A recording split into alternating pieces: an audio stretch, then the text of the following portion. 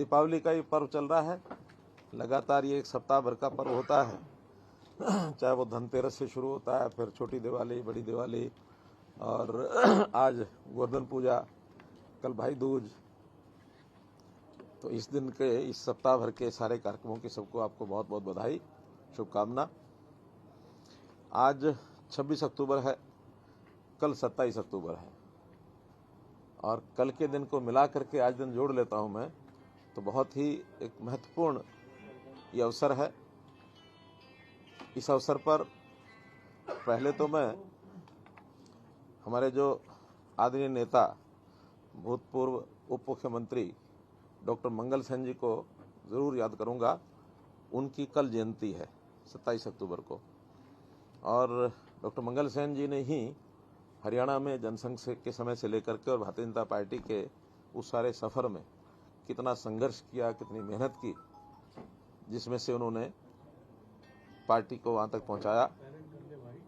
1951 में वो जनसंघ की स्थापना के बाद तुरंत राजनीति में आ गए थे। 57 में पहली बार चुनाव लड़ करके रोहतक से वो विधायक भी बने थे और लगातार संघर्ष करते हुए, हमको याद होगा कि जल युद्ध के नाते 1985 में चौधरी देवीलाल जी के साथ मिल करके हरियाणा में एक बहुत बड़ा और आंदोलन भी किया था, जल संघर्ष इस नाते से, और जल की आपूर्ति कैसे हरियाणा के ज़्यादा हो, तो उस नाते से काम करते करते 1990 में उनका जो है देहांत हुआ था, हमें छोड़ के चले गए थे।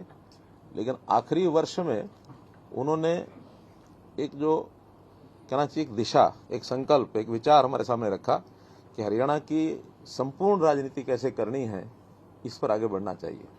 क्योंकि हम लोग लगातार उस समय किसी न किसी के साथ मिलकर, कभी सत्ता के बाहर, कभी सत्ता के अंदर, और ये सब चलता था। वो सपना 2014 में और पूरा हुआ जब हरियाणा में भारतीय जनता पार्टी की संपूर्ण राजनीति हमने की।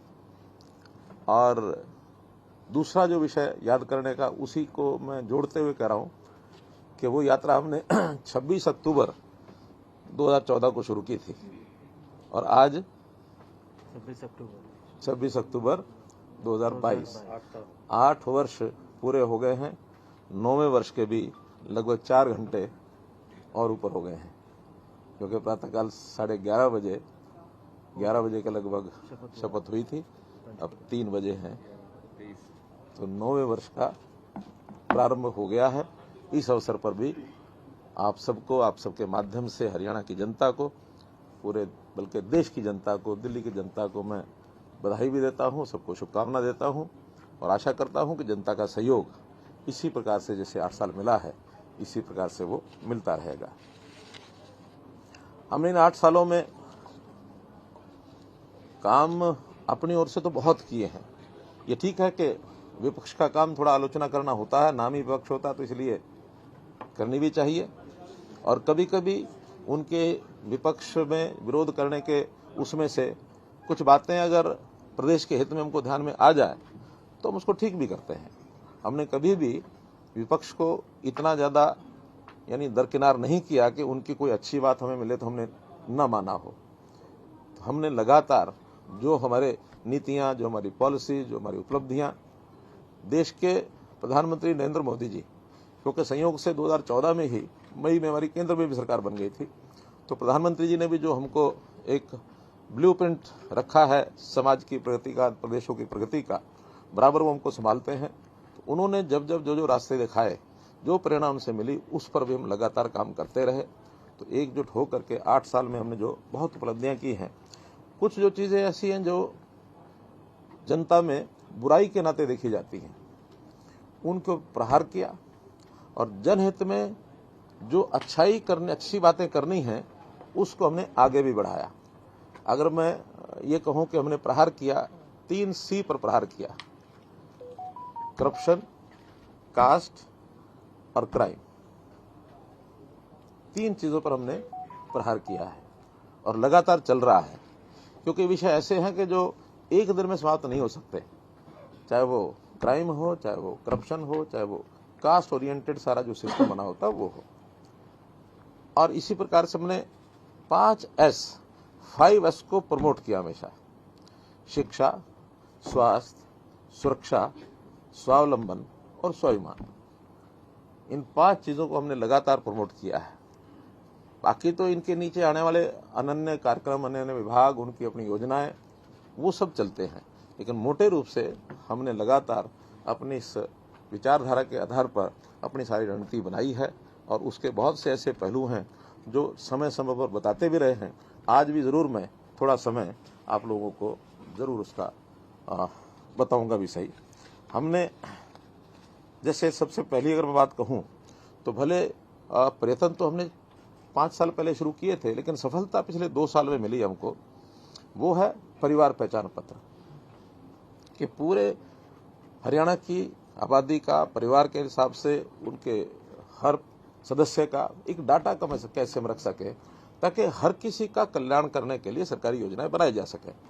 चाहे वो छोटे बच्चे 0 से 5 साल के हैं, चाहे 5 से 18 स्कूल गोइंग चिल्ड्रन हैं, चाहे 18 से 25 हायर एजुकेशन का लेवल है, चाहे 25 से 60 उनको एम्प्लॉयमेंट के नाते से उनकी अपनी आजीविका परिवार चलाने के नाते से है, और चाहे 60 साल के बाद आयु के लोग हैं जिनको अपनी एक सोशल सिक्योरिटी चाहिए, वो भी हमने अलग से उसके ऊपर ध्यान दिया है। और ये 5 वर्ग जैसे मैंने बताया आयु के हिसाब से बांट करके हमने अलग अलग विभागों के जिम्मे काम लगा रखे हैं कि भाई आप इस एक आयु वर्ग की पूरी देखरेख करेंगे।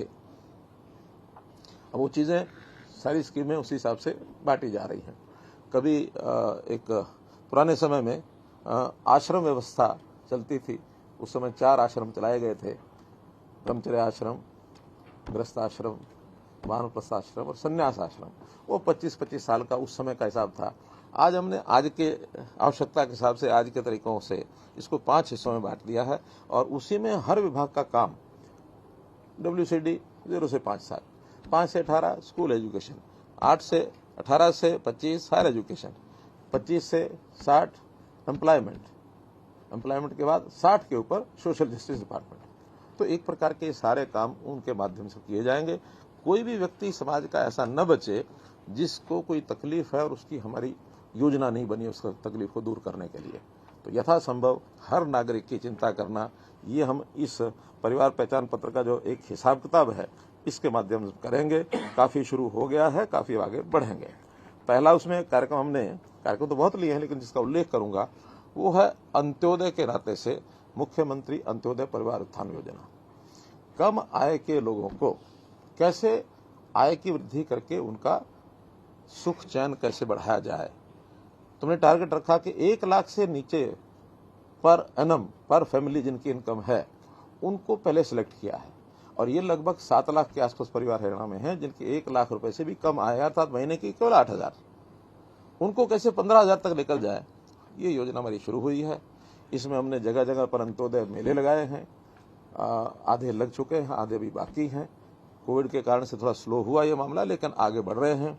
बैंकों से सहयोग किया है, स्किल डिपार्टमेंट के माध्यम से उसको सहयोग किया है, प्राइवेट इंडस्ट्री से भी हमने सहयोग मांगा है। लगभग 30,000 लोगों को बैंक के ऋण पिछले 6 महीने में ही हमने दिलवाए हैं, अपने पैरों पर खड़ा होने के लिए। कोई छोटा उद्योग है, छोटा कोई अपनी दुकान है, अपना कोई ऐसा काम है जिसमें से उनको आय बढ़ जाए, और एक बहुत नीचे लेवल के लोगों को एक संतुष्टि है। तो इस नाते से ये काम हमने इसमें किया है। अगर मैं इसके आगे बढ़ता हूँ, एक एक वर्ग के नाते, किसानों के नाते बहुत काम किए हैं, लेकिन बहुत महत्वपूर्ण जिसका मैं उल्लेख करूंगा, मैं 7-8 काम ऐसे उल्लेख करूंगा जिसको हम ये भी कह सकते हैं कि 8 साल में 8 कमाल जैसे कह सकते हैं ना, इस प्रकार के काम बहुत हैं। कई बार हमारे DPR साहब ये कहते हैं कि जब कभी कोई रिपोर्ट तैयार करनी होती तो मुझे समझ में नहीं आता क्या छोड़ूं क्या निकालूं, सैकड़ों की संख्या में इनके सामने, क्योंकि सारा रिकॉर्ड इनके पास रहता है। फिर भी कोशिश करके हमने कहा कि प्रमुख 8, उसके बाद कुछ और उल्लेख करेंगे। तो ये भी हमारा मेरी फसल मेरा ब्यौरा किसानों के लिए एक ऐसा सिस्टम बनाया कि हर किसान को, यानी उसका फसल कहाँ क्या बोया है उसको समय पर उसकी प्रोक्योरमेंट के नाते उसको सुविधा मिल जाए, ठीक से पेमेंट उसकी खाते में पहुंच जाए, और कभी कोई खराबा हो जाए तो उस फसल का उसको कंपनसेशन मिल जाए। तो एक ऑनलाइन सिस्टम हर किसान को भी पता लग जाता है, सरकार को भी पता लग जाता है, मंडियों को भी पता लग जाता है कि हमने व्यवस्थाएं क्या करनी है। तो मेरी फसल मेरा ब्यौरा एक ऐसा सिस्टम बनाया है कि हर किसी को, अभी तो जो प्रोक्योरमेंट की फसलें हैं वही डालते हैं, हम योजना ये बना रहे हैं, बल्कि कहा भी है डिपार्टमेंट को कि हम लोग आगे चल के हर एकड़ का डाटा ये हमारे पास होना चाहिए। इवन अगर जमीन खाली भी रह गई है उसका डाटा भी मंगाओ, और खाली क्यों छोड़ी है। कुछ किसान योजना से खाली छोड़ते हैं उसकी उर्वरक शक्ति को बढ़ाने के लिए। कहीं पानी भरा हुआ है, नहीं बिजाई होती है, कहीं बीज बोया है, पैदा नहीं हुआ है। तो ऐसे कई जो बातें रहती है, तो हर एक एकड़ का हमारे पास समाधान चाहिए कि हम उसमें कैसे जमीन इसकी ठीक कर सकते हैं, उपजाऊ बना सकते हैं, उसकी उपज को खरीद सकते हैं, कंपनसेशन दे सकते हैं। तो ये मेरी फसल मेरा ब्यौरा, ये एक बड़ा कार्यक्रम हमने किया है। वैसे तो ये सारे कार्यक्रम जो है ना आईटी के ऊपर आधारित हैं। हमने इन सारे सिस्टम में आईटी का उपयोग इसको बड़ी मात्रा में बढ़ाया है। यानी कभी समय था आईटी लोगों के लिए बहुत बड़ी ऐसी चीज़ थी कि एक लोगों को आश्चर्य लगता था कि ये भी सिस्टम है, ऐसा भी बन सकता है। हम भी छोटे होते थे तो मोदी जी ने शौक लगा दिया हमको कंप्यूटर का, तो कंप्यूटर करते करते आज सारी चीज़ों का ऐसा लग रहा है कि सारी समस्याओं की आधी से ज़्यादा समस्याएं इसमें हम हल कर सकते हैं। डाटा जितना हरियाणा में हमने इकट्ठा किया है इतना शायद ही किसी प्रदेश ने डाटा इकट्ठा किया, बल्कि हमारे सर्वर छोटे पड़ गए हैं। नए सर्विस की, नया स्पेस खरीदने की योजनाएं बन रही है। तो इसलिए ऑनलाइन सिस्टम को हमने बढ़ाते हुए ऑनलाइन सेवाएं लगभग 42 विभागों की 547 ऑनलाइन सेवाएं ये अंत्योदय सरल पोर्टल पर, यानी गांव में बैठा हुआ व्यक्ति अटल सेवा केंद्र जिसको CSC कहते हैं, कॉमन सर्विस सेंटर, इसके माध्यम से गांव में बैठा हुआ भी किसी भी सेवा का लाभ वो वहां से उठा सकता है। तो एक क्रांति ऐसा लोगों को लगता है कि जो चीज़ हम धक्के खा करके दफ्तरों में जाते थे, दस्तावेज देते थे और जितनी भी उनकी परेशानियां होती थी, कोई चंडीगढ़ भागता था, कोई कहीं भागता था, आज उनके गांव में बैठे हुए उनकी समस्याओं का हल होने लगा है। 12 लाख तो मैं कहता हूँ CM विंडो में जो लोगों ने अपनी ग्रीवेंसेस दी है 12 लाख के लगभग आई हैं पिछले 8 साल में, एवरेज 1.5 लाख हर महीना। तो उनका समाधान लगभग 90% लोगों का समाधान उससे अपने आप ही होता है। कुछ लोग हैं लंबा चलता है, कॉम्प्लिकेटेड समस्या है, वो फिर बातें आते हैं, उनका पॉलिसी बना के कोई और किसी प्रकार की स्कीम ला करके और हम उनको हल करते हैं। लेकिन बहुत बड़ा लाभ प्रत्यक्ष आलोचना हमारी इस बात के लिए करता रहा है क्या कि हम होते थे तो हमारे यहाँ लोग आते थे, भीड़ लगी होती थी, इनके यहाँ तो आता ही कोई नहीं है। जबकि हमारा एजेंडा है कि हरियाणा का कोई व्यक्ति ये बार बार चंडीगढ़ के चक्कर काटे तो क्यों काटे। नहीं तो यही मैं जब 1998 की बात है, जब रामविलास जी शर्मा शिक्षा मंत्री होते थे, बंसीलाल जी की सरकार थी, 20% अध्यापक जब ट्रांसफर होते थे ना 20 से 30% फोर्थ फ्लोर भरा रहता था, CM के ऑफिस का भी और जो शिक्षा विभाग का ऑफिस वो भी, पैर रखने की जगह नहीं होती थी। हमने उसी समय तय किया था कि ऑनलाइन ट्रांसफर पॉलिसी लाएंगे और ऑनलाइन ट्रांसफर पॉलिसी में आज एक बार उनसे ऑप्शन ली जाती है, यथासंभव उनकी सीनियरिटी के हिसाब से उनको स्थान दे दिया जाता है।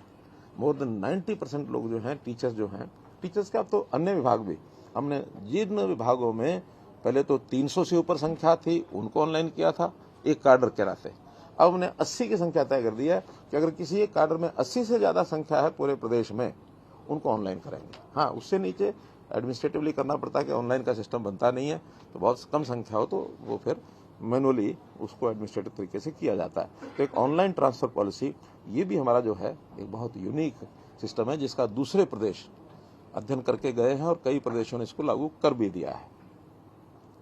इसके बाद अगर मैं कहता हूं तो वो है गांव में लालडोरा के अंदर लोगों की जो जमीन थी और उसको उनका मालिक अधिकार नहीं था, मालिकाना हक देने के लिए लालडोरा समाप्त किया, सर्वे कराया और उनको ड्रोन सर्वे के बाद उनको मालिक बनाया, उनको रजिस्ट्रियां करा दी हैं।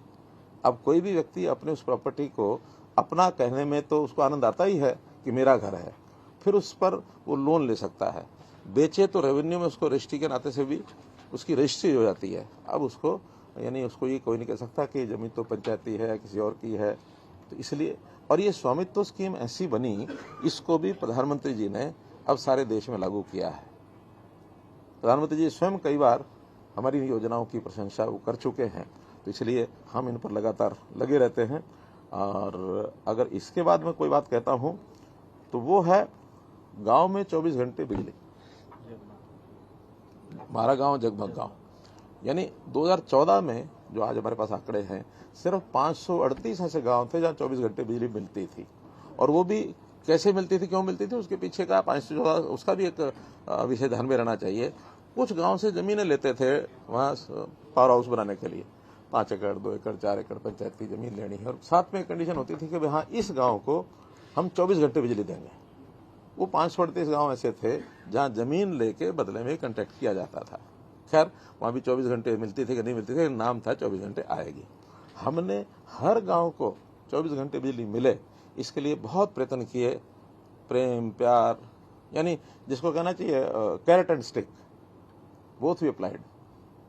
सख्ती भी की, जिन्होंने नहीं टाइम से बिल पे किए हैं और मीटर बाहर नहीं निकलवाए हैं तो बीच में कनेक्शन काटने पड़े, वो भी काटे। बाद में फिर अपने आप समझौता कि ठीक है जी हम कर रहे हैं कर दो। हाँ, सरकार ने अपना इंफ्रास्ट्रक्चर भी बढ़ाया, बिजली की जो क्वालिटी है वो भी हमने अच्छी की। आज 5681 गांव आउट ऑफ 6225 इनमें 24 घंटे बिजली जाती है।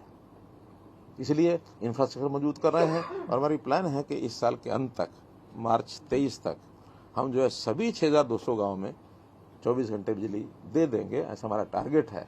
कुछ बचेंगे तो उसमें देखेंगे, लेकिन टारगेट हमारा ये है। फिर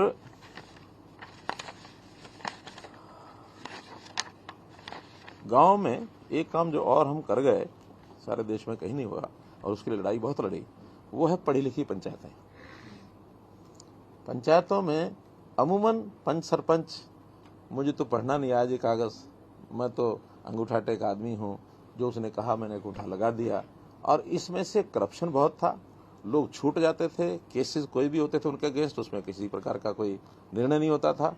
हमने उसमें 10वीं पास, 8वीं पास, 5वीं पास, ऐसा उनके यानी जेंडर और उसको लेकर के, कास्ट को लेकर के कुछ थोड़ी छूट भी दी है।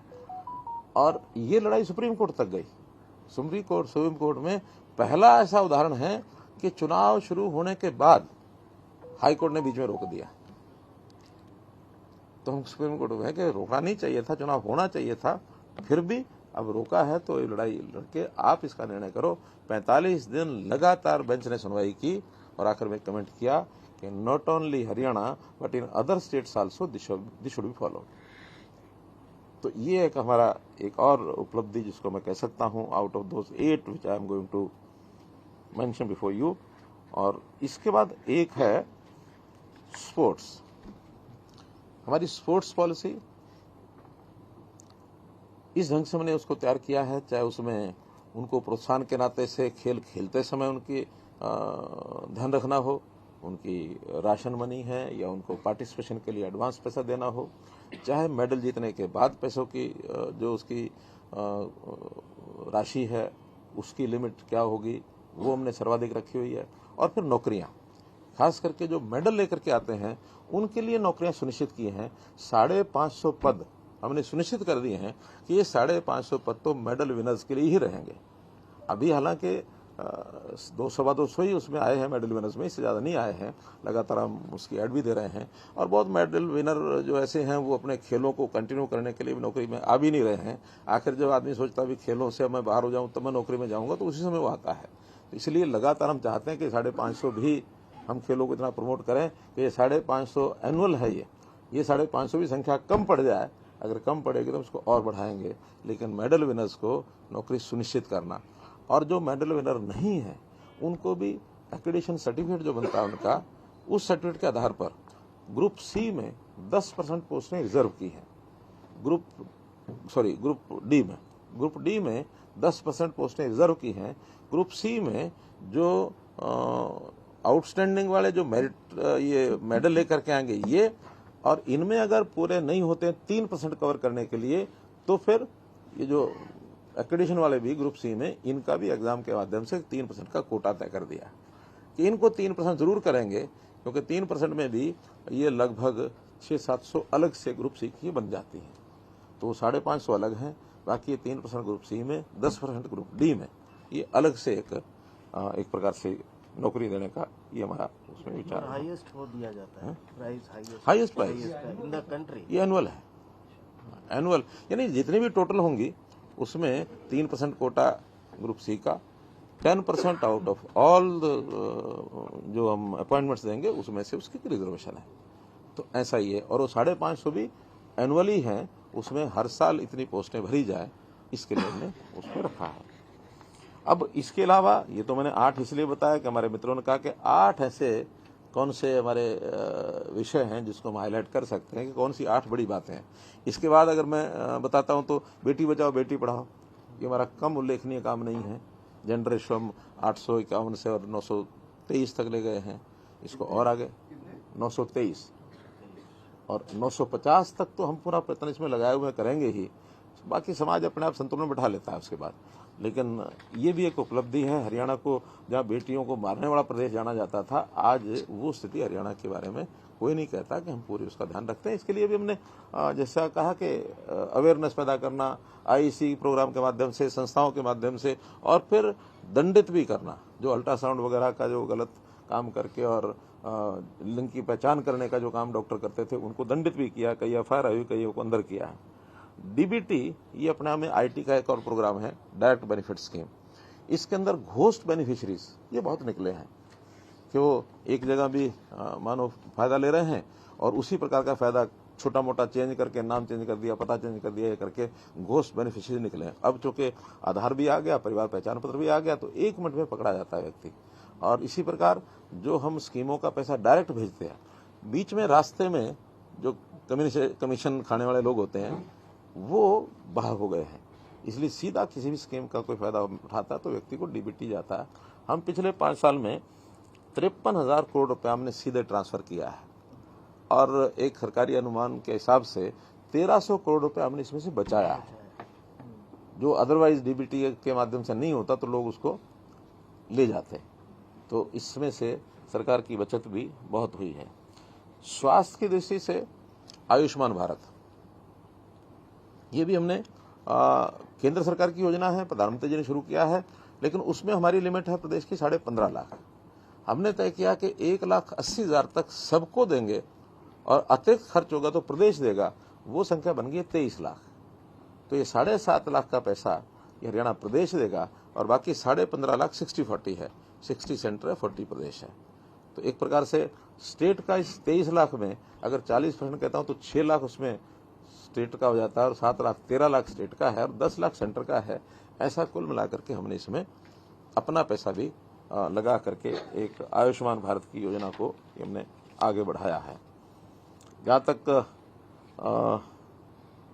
सोशल सिक्योरिटी की विषय है, हमको पता है कि 2500 रुपये की जो इस समय हम दे रहे हैं पेंशन, वृद्धावस्था पेंशन, और हमारा अगले 2 साल के अंदर जो हमने तय किया हुआ है 3,000 हम करेंगे, लेकिन हर साल हम इसको बढ़ा करके और इसको एक इंस्टॉलमेंट के नाते से बढ़ाते चले जाते हैं। पहले भी हमने 1,000 रुपया थी जब 2014 में आए थे, हमने 2,000 की थी घोषणा, 5 साल में पूरा किया। फिर अब 3,000 की घोषणा के लिए 5 साल में 3,000 भी पूरा करेंगे, तो इसकी 2 किस्तें अभी और आगे बढ़ा के इसको पूरा करेंगे। लेकिन ये क्योंकि पहले से घोषित है तो नया कोई विषय नहीं है इसमें तो कार्यक्रम हमारा है, उसमें हर साल बढ़ाते हैं तो सारा बढ़ करके पूरा होगा। लेकिन ये भी सारे देश में सर्वाधिक है, किसी प्रदेश में इतनी सोशल सिक्योरिटी की पेंशन, चाहे विधवा पेंशन हो, चाहे दिव्यांग की हो, चाहे ओल्ड एज पेंशन हो, तो ऐसी बहुत सी स्कीमें हैं जो हम लगातार इसको चालू रखते हैं एक सोशल सिक्योरिटी के नाते से। एक समान विकास, ये भी हमारा पहले दिन से ही हरियाणा एक, हरियाणवी एक, जब हमने कहा था कोई भेदभाव नहीं करेंगे, और हमने लगातार 90 के 90 विधानसभाओं में सभी 22 जिलों में इस काम को लगातार चालू रखा है और इसमें आगे भी कोई भेदभाव नहीं करेंगे, क्योंकि समाज, देश, प्रदेश ये सब अपना है। पूरे प्रदेश के 3.25 करोड़ जनता ये हम अपना मान के चलते, अपने परिवार है। कोई ना राजनीतिक भेदभाव करते हैं, ना डिस्ट्रिक्ट वाइज कोई ऐसा करते हैं, ना एरिया वाइज करते हैं, ना किसी कैटेगरी वाइज करते हैं। तो इसलिए हम इसको समान विकास के नाते और ये सब हम करते हैं। एक विषय जरूर मैं कहना चाहूँगा, वो है नौकरियाँ, मिशन मेरिट। मिशन मेरिट को भी हमने प्राथमिकता से, हालांकि बहुत नाराजगियाँ इसमें झेली हैं, अपनों की भी झेली हैं, क्योंकि आज तक यही होता आया, मैं मेरा, मेरा परिवार, पर्ची खर्ची, ये सब चलती रही। हमने देखिए मेरिट शुड बी ऑनर्ड।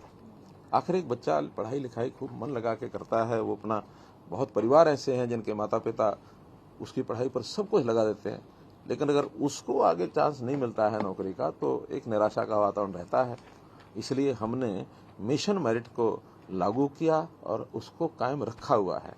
इसके अंदर बहुत से समय समय पर करप्शन, इस करप्शन में बहुत से लोग तो जेल भी काट चुके हैं 712 अरेस्ट किए और लगातार हमने भी उस पर प्रहार किया।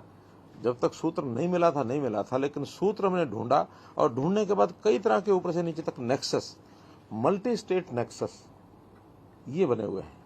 यानी एक ही स्टेट का नहीं है, हमारी स्टेट के, दूसरे स्टेट के, ऐसे जो गैंग बने हुए हैं वो इसके अंदर काम करते थे। पेपर लीकेज से लेकर के और एग्जामिनेशन हॉल तक नकल कराना, और नकल कराने के बाद भी फिर उसमें खाली पेपर छोड़ करके उसमें बाद में भरना। ये तुम्हारे अभी HSSC और HPSC लोगों को पता नहीं कहाँ से फार्मूला सूझा। उन्होंने एक 4 का तो आंसर होता है ABCD में, तो ठीक आंसर लिखो। 5वां एक और दायरा लिख दिया कि आपने 4 खाली छोड़े हैं तो 5वें पर टिक करो कि मैंने इसको खाली छोड़ा है, वरना नेगेटिव मार्किंग हो जाएगी। एक समय तो ऐसा भी किया कि 5वां नहीं भरोगे तो पेपर ही रिजेक्ट हो जाएगा। तो उस पर सब लोगों को लगा कि नहीं, ज्यादा हो गया, तो 5वां नहीं भरेंगे तो उसकी नेगेटिव मार्कें रखेंगे, इसलिए उसको 5 कॉलम भरने ही है। और उसके लिए तो उन्होंने 5 मिनट एक्स्ट्रा दिए हैं, जिसकी चर्चा होती है 5 मिनट एक्स्ट्रा तो इसलिए कि 5वें कॉलम जो है वो प्रश्न से संबंधित नहीं है, वो तो बाद में जो खाली छोड़ दिए ऊपर से लेकर नीचे तक जितने खाली है टिक टिक टिक करके उसको 5वें को भर दो, तब आपका पेपर जो है वो सही होगा। तब उसके बाद खाली छोड़ने का वो सिस्टम जो बाद में भरा जाता था वो सिस्टम भी बंद हो गया। और इसके अंदर लगभग 750 लोग नौकरियों में, एक आंकड़ा मेरे पास है, कुल 771 लोग, जिसमें परीक्षार्थी भी हैं, साजिशकर्ता हैं, दलाल हैं, अधिकारी, कर्मचारी, सॉल्वर, सीटर यानी मेरी जगह दूसरा कोई जाकर बैठ गया, पेपर दे के आ रहा है और पास हो गया। तो ऐसे सीटर भी लोग खरीदते थे। तो ये बहुत बड़ा एक भ्रष्टाचार का एक कारण ये निकला है। और इसमें तो IAS, HCS, यहाँ तक के लोग, एक IAS जो जेल काट के आया बड़े नेताओं के साथ, क्या नाम था, संजीव, हाँ चलो वो पुरानी बात है। हमारे समय भी एक HCS तोमर, अनिल नागर, उसको मैंने पकड़ा। नीचे स्टाफ के लोग कई पकड़े गए। और फिर आम जनता में जो ये कोचिंग कराने वाले लोग और जगह जगह कहीं प्रेस के साथ संबंध बनाने वाले लोग, तो हमारे नेटवर्क को पकड़ने वाली एजेंसीज, उनको बधाई देता हूं कि उन्होंने सारी एजेंसी को, और इसका लाभ जो है बाकी प्रदेशों में भी हुआ है। बाकी लोग भी कहते हैं कि इस नेटवर्क को आप लोगों ने तोड़ा है, एक बहुत बड़ा काम ये सब किया है। एक है पानी का प्रबंधन। पानी के प्रबंधन को भी हमने बदस्तूर बहुत गहराई तक जाकर के समझा है। ठीक है कि SYL की लड़ाई हमारी चली, उसमें एक सफलता हमको मिली, लेकिन उसका लाभ अभी पूरा नहीं मिल पा रहा, जब मिलेगा तब मिलेगा। लेकिन उस बीच में 3 बड़े dam, Renuka dam, Lakhwar dam, Kisau dam, 2 के तो MOU हो गए हैं, एक अभी थोड़ा शेष है, एक मीटिंग हमारी हो गई है, एक मीटिंग और होती है उसका भी MOU हो जाएगा। वो तीनों भी हो जाते हैं तो 47% पानी उन तीनों डैम का हरियाणा को मिलेगा। लेकिन जब तक नहीं मिल रहा तब तक भी हमने माइक्रो इरिगेशन के प्रोजेक्ट चलाए, मेरा पानी मेरी विरासत ये चलाया कि धान ना बो भाई और चीजें बो दो। फिर हार्वेस्टिंग ऑफ रेन वाटर, इसके हमने प्रोग्राम चलाए। एक जितने भी सीवरेज ट्रीटमेंट प्लांट STPs और CTPs, ताकि इसमें पानी साफ करके इसको रीयूज किया जाए, इसको इरिगेशन के लिए काम के लिए लाया जाए, इंडस्ट्री के काम के लिए लाया जाए। तो कितना पानी हम रीयूज कर सकते हैं ताकि ड्रेन आउट ना हो। तो ऐसे बहुत से प्रोग्राम करके पानी को बचा करके और लास्ट टेल तक लेके गया। यानी 300 टेल ऐसी थी जहां पानी कभी पिछले बंसीलाल जी के समय तो पहुंचा था एक बार, क्योंकि उन्होंने बनवाई थी वो सारी टेल। उसके बाद पिछले 25 साल में पानी नहीं पहुंचा था। हमने उन सब जगह पर टेल पर, हाँ पहुंचता भी 4-5 महीने ही है वर्षा के दिनों में, उसके आगे पीछे तो संभव नहीं होता कि पानी बहुत कम होता है। लेकिन फिर भी उन दिनों में पानी वहां तक पहुंचाना, फिर वहां पानी जितना स्टोर हो सकता है वर्षा का उतना स्टोर करने के भी हमने प्रबंध किए। पौंड अथॉरिटी ये हमने बनाई, 14,000 तालाब, इनको ठीक करने का कार्यक्रम शुरू हुआ है। इस पर काम काफी चालू हो चुका है। तो एक पानी के प्रबंधन में ये हमने सब काम किया है। छोटे छोटे चेक डैम्स ये बना रहे हैं पहाड़ों में से जहाँ पानी निकलता है, तो उसमें भी हमारे सारे कार्यक्रम जो हैं ये चल रहे हैं। एक विषय प्रदेश की एक सांस्कृतिक पहचान, इस पर भी मैंने काम किया है। जैसे खास करके कुरुक्षेत्र का अंतर्राष्ट्रीय गीता जयंती समारोह, पहले तो एक छोटा कार्यक्रम होता था, बाद में हमने इसको नेशनल लेवल पर किया, फिर इंटरनेशनल लेवल पर किया, और अब इंटरनेशनल का लाभ ये हुआ कि बाहर से बड़ी डिमांड आती है कि भी हमारे यहाँ भी कार्यक्रम करो, क्योंकि इंडियन डायस्पोरा बहुत है बाहर। हम मॉरिशस में कार्यक्रम करके आए, मैं स्वयं गया था, यूके में कार्यक्रम हुआ, कनाडा में कार्यक्रम हुआ, अभी ऑस्ट्रेलिया की भी डिमांड आई है कि हमारे यहाँ भी कार्यक्रम करो। तो वहाँ जितने भी लोग हैं कहते हैं एक बार आप शुरुआत करवा दो, फिर हम हर साल करेंगे। और फिर भारत की सांस्कृतिक ध्वजा तो बहुत बढ़ रही है। बड़ा ताजा उदाहरण तो इंग्लैंड ही है। कभी इंग्लैंड भारत, अब भारत इंग्लैंड। क्यों प्रसन्न हुए ना सब? गौरव की बात। ये गौरव की बात है ना। हाँ, इसलिए यानी एक देश जो भारत पर सैकड़ों वर्ष राज करके गया, आज है सैकड़ों वर्ष कह रहा हूं मैं, तो उसमें 3 आ ही जाता है।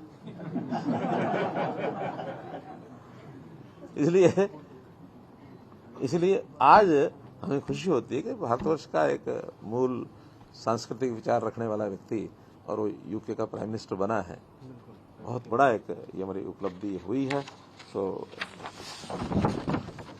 जहां तक कानून व्यवस्था के बारे में मैं जरूर बताना चाहूंगा कि हमने जो अपराधी है उसको भी दोनों हिसाब से टैकल करने की बात की है कि अपराधी कैसे अपराध छोड़े। उसके लिए जो संभव होता है उनकी काउंसलिंग भी होती है, सुधार घर में जब चला जाता है तो वहां भी बहुत सी चीजें होती हैं। लेकिन बहुत अपराधी ऐसे हैं जो अपनी इस मूल आदत से जाने वाले नहीं होते हैं। उनको कठोरता से कैसे सबक सिखाया जाए, ये भी एडमिनिस्ट्रेशन को हमने पूरी छूट दी है। और उस पूरी छूट का परिणाम यह है कि आज अपराधियों में एक दहशत है, गैंगस्टर्स में एक दहशत है। यानी सीमा तक बढ़ गए थे। किस सीमा तक कि हमारे एमएलए को फोन करने लग गए कि आप जो है यहाँ पैसा पहुंचाओ, आप सतर्क होकर रहो, आप ऐसा जो भी हॉक्स कॉल होती हैं उसके अंदर जो उल्टे सीधे काम। उस समय हमको बहुत चिंता भी हुई, विधानसभा में ये विषय उठाया, पूरा दिन एक दिन चर्चा भी चली। और जब पूरे पुलिस अमले को बुलाकर कहा कि भी आप हर जो संभव तरीका है एक बार उनको सचेत करना चाहिए, और उन्होंने अपने तरीके से बहुत से एक्शन किए हैं। आज परिणाम ये है कि अपराधियों को जो है कोई जगह नहीं है, कुख्यात अपराधी हो चाहे यहाँ हो चाहे विदेश में हो। हमारे बहुत ऐसे अपराधी भी जो यहाँ से भाग करके विदेश चले जाते हैं। कल हमारी एक मीटिंग होने वाली है, होम डिपार्टमेंट सारे देश भर के जो प्रदेशों के आने वाले हैं स्टेट मिनिस्टर्स, होम मिनिस्टर्स आने वाले हैं। तो उन सब होम मिनिस्टर्स की कॉन्फ्रेंस है 2 दिन की। मुझे भी वहाँ होस्ट स्टेट के नाते से मुझे 10 मिनट बोलने का मौका मिलेगा। मैं सारे विषय रखूंगा कि खास करके हरियाणा से बाहर की चीज़ों में हमें मदद मिले, कैसे टैकल करना है। यहाँ के कुछ लोग फर्जी पासपोर्ट से बाहर चले जाते हैं, तो उस पर भी कोई ना कोई जरूर हम डिमांड रखेंगे। तो इन सब चीज़ों को नेशनल लेवल पर भी बहुत एक चिंताजनक तरीके से डिपार्टमेंट जो सोचता है, विचार करता है।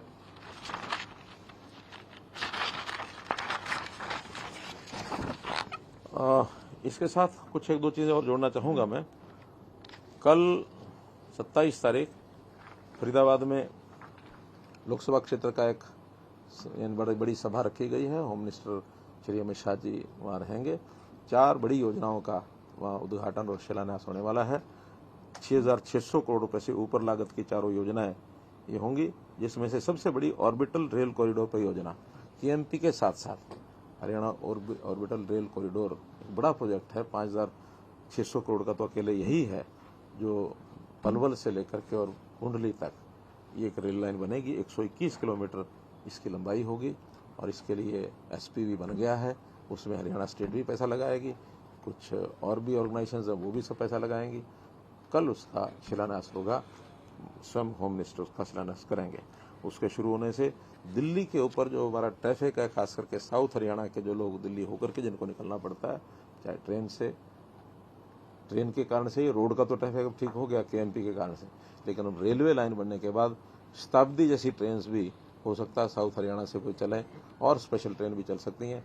दिल्ली से हरियाणा की जितनी लाइनें हैं उन सब को वो क्रॉस करेगी, ताकि उस इंटरजेक्शन के ऊपर हरियाणा की सब ट्रेन से सीधा अंबाला, चंडीगढ़ या उत्तर भारत की ट्रेन के साथ वो सब मिल जाए।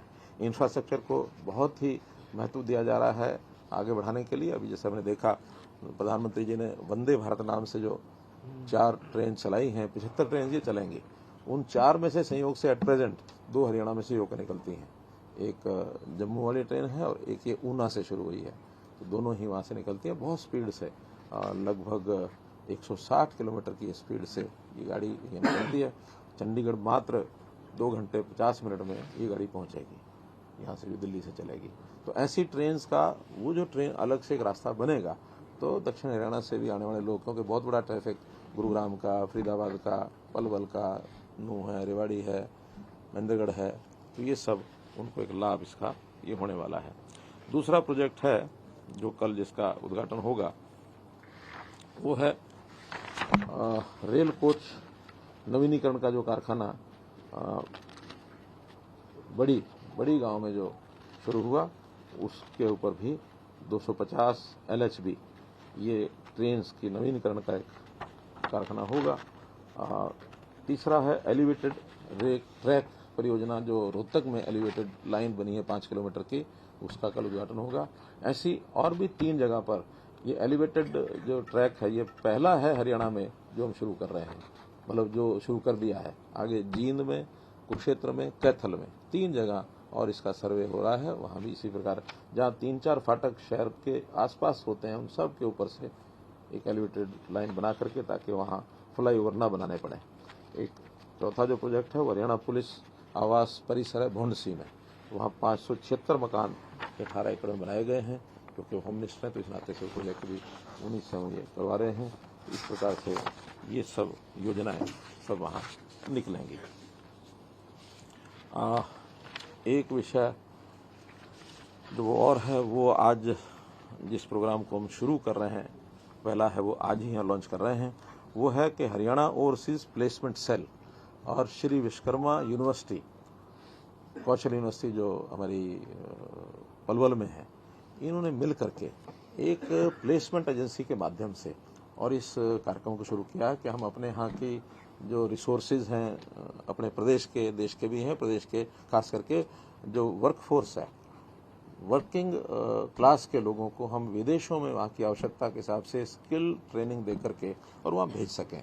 इसके लिए अभी पीछे दुबई हम गए थे, तो दुबई में 12-13 कंपनियाँ ऐसी थी कि जिन्होंने कहा कि हाँ, वहाँ से बहुत से स्किल्स के जो लोग हैं उनको हम यहाँ ला सकते हैं, चाहे वो होटल इंडस्ट्री है, सर्विस क्लास है, ट्रैवल एजेंसीज हैं, हाउसकीपिंग है, इलेक्ट्रीशियन है, प्लम्बर हैं, मशीन हैं, इस प्रकार के लोगों की आवश्यकता बहुत है। ऐसा लगभग 1 लाख लोग जो हैं हर साल यहाँ से वो लोग उन देशों, उन प्रदेशों में बुलवाते हैं। हमने भी इसको प्रारंभ किया है कि हम अपने यहाँ हरियाणा से ऐसी योजना बनाएं, तो स्किल यूनिवर्सिटी ट्रेनिंग देगी, फॉरेन कोऑपरेशन डिपार्टमेंट और हमारा ये जो हरियाणा ओवरसीज प्लेसमेंट सेल है, ये बहुत पहले से सेल बना हुआ है लेकिन डिफंक्ट था, उसको हमने दोबारा से उसको एक्टिव किया है। ये सब लोग यहाँ से कैसे ज़्यादा ज़्यादा जा सकें, क्योंकि इससे पहले जो भी ऐसे लोग जाते थे बहुत ही वो फंस जाते थे चक्रों में, जिसको कबूतरबाजी कहते हैं। बहुत बड़ा पैसा देते थे, उनको पता ही नहीं होता कि किस देश में जाएंगे और क्या उनको काम करना पड़ेगा, बस पैसे के लालच में उनको भेज देते। प्राइवेट एजेंट्स बहुत इनको एक्सप्लॉइट करते थे। उस एक्सप्लॉइटेशन से ही बचेंगे और सरकार की एजेंसी के माध्यम से इनको वहाँ भेजेंगे। सब फॉर्मेलिटीज़ पूरी करते हुए ये वहाँ जाएंगे, तो उसका एक पोर्टल है, उस पोर्टल को आज चालू कर रहे हैं। और आपकी जानकारी के लिए, उस दुबई के बाद जिन कंपनियों से हमने बात की थी, उसमें से एक कंपनी ने पहला अपना जो रिक्वेशन ऑर्डर हमें भेजा है, 30 लोगों का ऑर्डर भी भेज दिया है कि आप इनको स्किल करके और हमारे यहाँ भेजिए। 3 नवंबर से वो ट्रेनिंग हमारे राज नेहरू जी हैं, वाइस चांसलर हैं स्किल यूनिवर्सिटी के, तो ये ट्रेनिंग के काम सब ये करेंगे और भेजने का काम ये हमारा जो सेल है हरियाणा ओवरसीज प्लेसमेंट सेल ये करेगा। तो सब मिल करके करेंगे। तो आज एक पोर्टल जो है उसको उद्घाटन कर रहे हैं आपके सामने, ताकि आपको उसको जानकारी मिल जाए।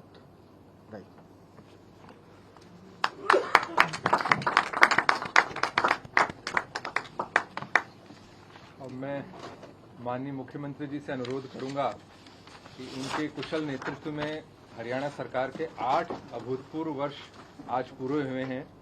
तो इस उपलक्ष्य पर सूचना जनसंपर्क एवं भाषा विभाग ने जो सरकार की उपलब्धियां रही हैं, जो प्रमुख जो कार्य सरकार ने किए हैं, यद्यपि अगर हम सारे कामों की लिस्टिंग करते तो कई वॉल्यूम्स की किताब बन जाती, लेकिन जो प्रमुख जो उपलब्धियां और जो प्रमुख जो हमारे कार्य रहे हैं उनको संकलित किया है एक पुस्तिका के माध्यम से। तो इस पुस्तिका के लोकार्पण और अनावरण के लिए माननीय मुख्यमंत्री महोदय जी से अनुरोध करता हूं।